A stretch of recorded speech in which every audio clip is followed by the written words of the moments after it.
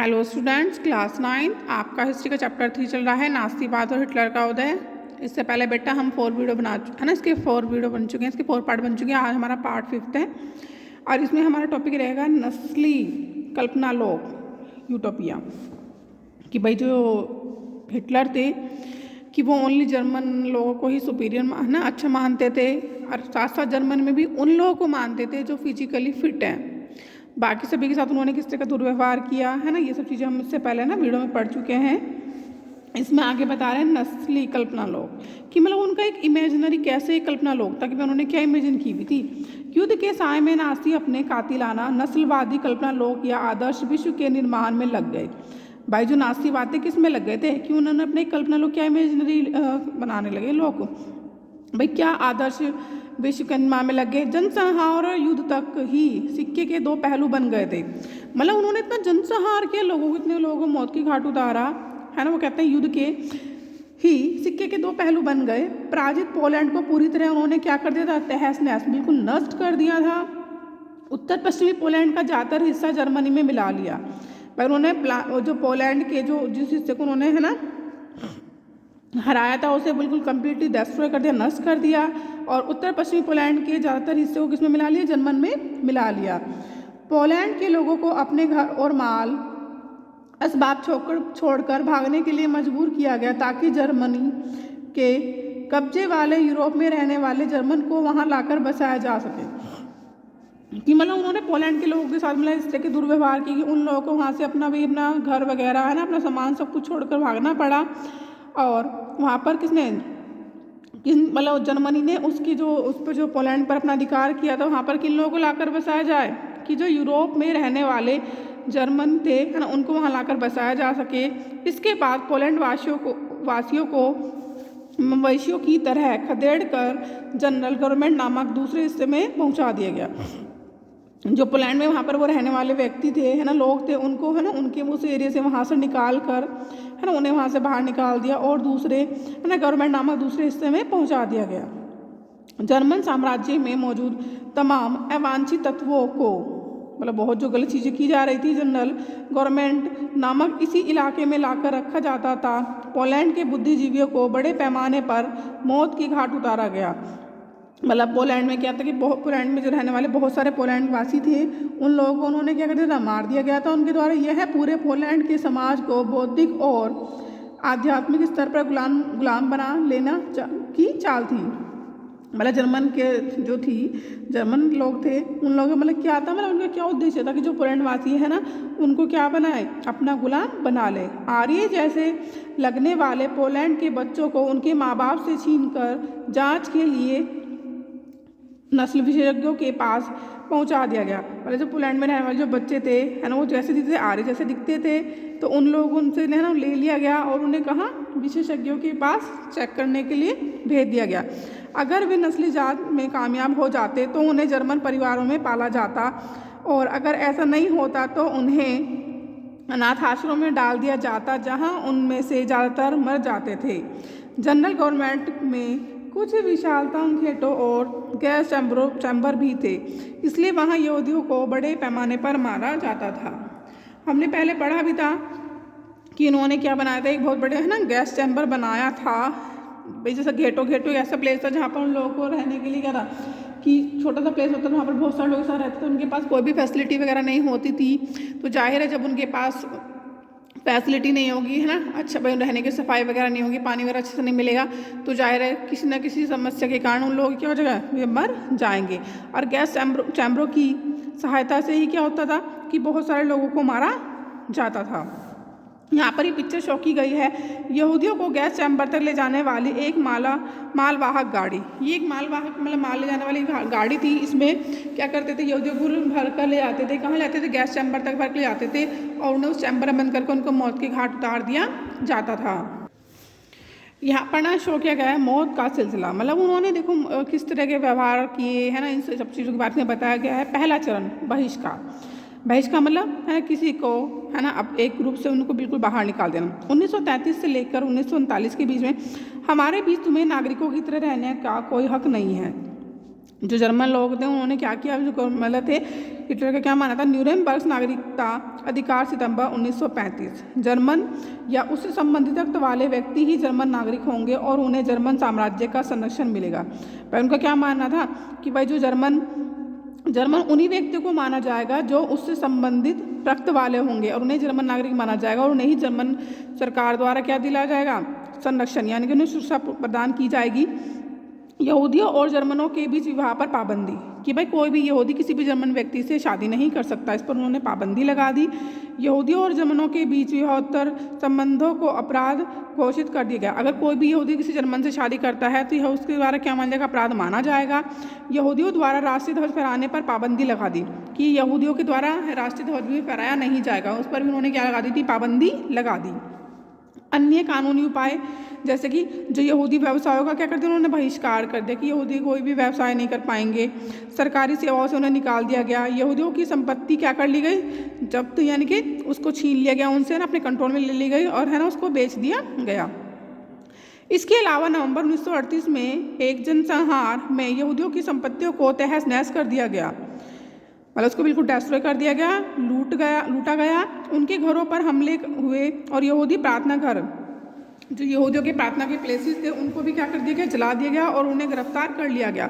इस घटना को नाइट ऑफ ब्रोकन ग्लास के नाम से याद किया जाता है। अगर आपसे पूछा जाए कि भाई नाइट ऑफ ब्रोकन ग्लास के नाम से किस घटना को याद किया जाता है, जिसमें क्या किया गया था कि 1938 में यहूदियों की संपत्ति छीन ली गई और उसको नष्ट कर दिया गया और जो और यहूदियों के प्रार्थना घर वगैरह भी थे है ना, उसको भी जला दिया गया था।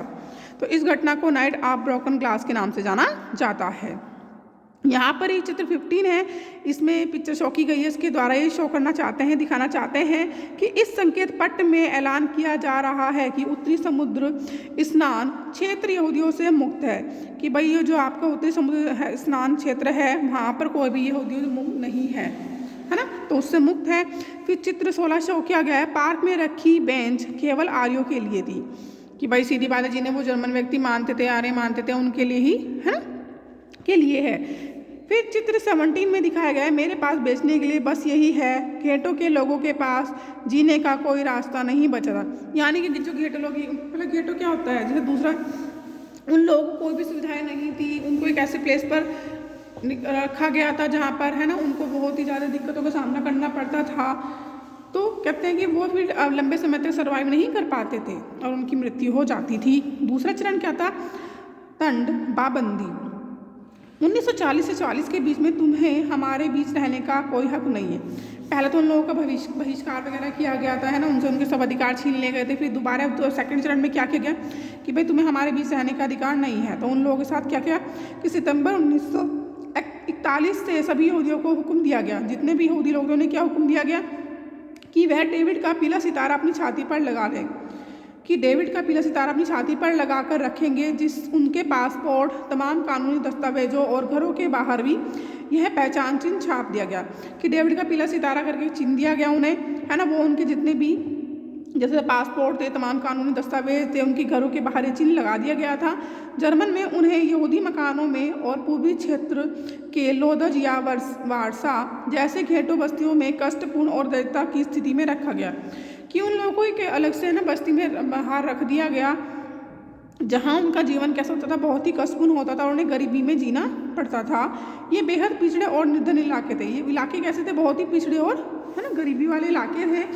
घेटों में दाखिल होने से पहले यहूदियों को अपनी सारी संपत्ति छोड़ने के लिए क्या हो गया, मजबूर होना पड़ा। कुछ ही समय में घेटो बस्तियों में वंचना, भुखमरी, गंदगी और बीमारी का साम्राज्य व्याप्त हो गया। बस सीधी बात है, जब एरिया विकसित ही नहीं होगा, पिछड़ा हुआ होगा, बहुत ज़्यादा गंदगी होगी, वहाँ पर लोगों के पास प्रॉपर्ली रोजगार नहीं होंगे है ना, जब आय के कोई रिसोर्स ही नहीं होंगे, तो वहाँ पर क्या क्या उन्हें किन किन समस्याओं का सामना करना पड़ा, भुखमरी, गंदगी और बीमारी का साम्राज्य व्याप्त हो गया, यानी कि चारों ओर वही फैल गया। फिर आपके आते हैं यहाँ पे तीसरा चरण, सर्वनाश, चारों ओर सब कुछ है ना तबाह बर्बाद हो गया। 1941 के बाद तुम्हें जीने का अधिकार नहीं है। पहले उनसे क्या भाई, तुम्हें हमारे बीच रहने का अधिकार नहीं है। दूसरा है ना भाई उन लोगों को क्या किया गया कि भाई उन लोगों को उनके प्लेसेस से बाहर निकाल दिया, उनसे उनके अधिकार छीन लिए गए, उन पर बहुत सारी पाबंदी लगाई गई। ठीक। फिर अब तीसरे चरण में कहते हैं कि भाई तुम्हें जीने का भी अधिकार नहीं, उनसे ये भी अधिकार छीन रहे हैं। चित्र 18 में क्या शो किए गए, भागने की कोशिश में मौत यातना ग्रह के चारों तरफ लगी तारों में करंट दौड़ता रहता था। अगर कोई व्यक्ति वहाँ से भागने की कोशिश करता था कि यातना ग्रह यानी कि जहाँ पर उन्हें कस दिया जाता था, वहाँ पर उन्हें क्या करते थे कि उसके चारों ओर क्या थे कि तारों से कवर होता था और उसमें करंट छुड़ाता था। कोई व्यक्ति भागने की कोशिश करता और वो उनसे टच होता था, उसकी मृत्यु हो जाती थी। चित्र 19 में क्या दिखाया गया है, गैस चैम्बर के बाहर कपड़ों के ढेर, मतलब लोहे कपड़ों के ढेर दिखाए गए हैं। समूचे यूरोप में यहूदी मकानों, यातना गृहों और घेंटों बस्तियों में रहने वाले यहूदियों को मालगाड़ियों में भरकर मौत के कारखानों में लाया जाने लगा। अब वहाँ पर क्या है ना भाई, जो यहूदी लोग थे है ना, क्या करते थे भाई, उन लोगों को क्या करते थे कि जो मालगाड़ी उसमें भरकर ले जाकर कहाँ ले जाता था, यातना गृह में ले जाया जाता था और उनको मौत की घाट उतार दिया जाता था। पोलैंड तथा अन्य पूर्वी इलाकों में मुख्य रूप से बेल्जेक, ऑशविट्ज, सीबोबोर, त्रेबिलिंका, चेल्मनो तथा मायदानेक में उन्हें गैस चैम्बरों में झोंक दिया गया और औद्योगिक और वैज्ञानिक तकनीकों के सहारे, कौन सी औद्योगिक और वैज्ञानिक तकनीकों के सहारे बहुत सारे कोपलक झपकते ही क्या होता था, मौत की घाट उतार दिया जाता था। भाई उनको गैस चैम्बर में छोड़ दिया जाता था, वहाँ पर उस गैस को छोड़ दिया जाता था। उस गैस से क्या होता है, विषैली गैस से उन लोगों की मृत्यु, एक साथ बहुत सारे लोगों की मृत्यु हो जाती थी। ये यातना गृह वगैरह दिखाए गए हैं। फिर चित्र 21 में क्या है कि एक यातना गृह कैमरा मौत के मैदानों को खूबसूरत बना सकता है। वो कहते हैं कि यातना गृह दिखाया गया है लेकिन कैमरे से दिखा रहे हैं कि बाहर से देखने में क्या है कि कैमरे की सहायता से बहुत सुंदर बनाया जा सकता है। फिर अंतिम चित्र 22 में अंतिम समाधान से पहले कैदियों से छीने गए जूते, कि भाई जब उनको कहते हैं ना यातना गृह में भेजा था उससे पहले उनके क्या होते हैं, उनके जूते वगैरह सब उनसे छीन जाते थे, यानी ये सब उनका यहाँ पर ढेर वगैरह आपको पड़ा हुआ दिखाई दे रहा है। यहाँ पर दिखाया गया नाज़ी जर्मनी में युवाओं की स्थिति। भाई नाज़ी जर्मन में उन युवाओं की स्थिति कैसी थी इसके बारे में बताया गया है।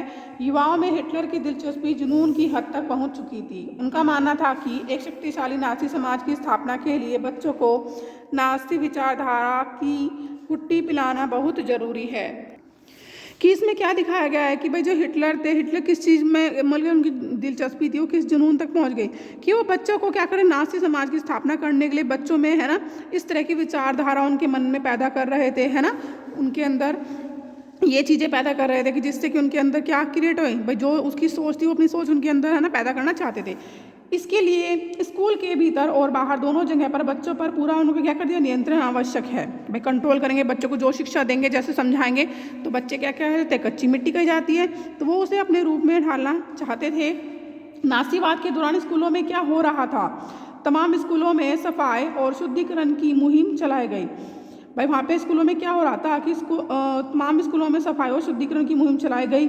यहूदी या राजनीतिक रूप से अविश्वसनीय दिखाई देने वाले शिक्षकों को पहले नौकरी से हटाया गया। किन लोगों को नौकरी से हटाया गया कि जो यहूदी या राजनीतिक रूप से मतलब जिन पर वो विश्वास नहीं करते थे उन लोगों को सबसे पहले क्या करा, नौकरी से हटा दिया गया और बाद में उन्हें मौत की घाट उतार दिया गया। बच्चों को अलग अलग बिठाया जाने लगा। जर्मन और यहूदी बच्चे एक साथ न तो बैठ सकते थे और न ही खेल कूद सकते थे। बाद में अवांछित बच्चों को यानी यहूदियों, जिप्सियों और जो बच्चे विकलांग वगैरह थे उन्हें स्कूल से क्या कर दिया गया, निकाल दिया गया। 40 के दशक में उन सभी को क्या कर दिया, गैस चैम्बरों में झोंक दिया गया। यानी कि हिटलर के द्वारा इतना क्रूर व्यवहार किया गया कि वो बच्चों में भी एक गलत भावना क्या कर रहे थे, क्रिएट कर रहे थे, जिससे कि वो सारे समाज पर अपना कंट्रोल कर सकें। यहूदी विरोधी विषयों को की पढ़ाई को दर्शाता कक्षा का चित्र कि मतलब बच्चों को ना यहूदी के खिलाफ करने के लिए दिखाया जा रहा है। अर्नस्ट हीमर न्यूरेमबर्ग में क्या कहना 1938 में द्वारा जित हेयर गिफ्ट पिल्ज है ना, विशेला मशरूम। चित्रों का शीर्षक इस प्रकार है, यहूदी नाक सिरे पर मुड़ी हुई है। यह अंग्रेजी के अंक 6 जैसी दिखाई देती है। मतलब बच्चों को ना भेदभाव की भावना उनके अंदर क्रिएट की जा रही थी।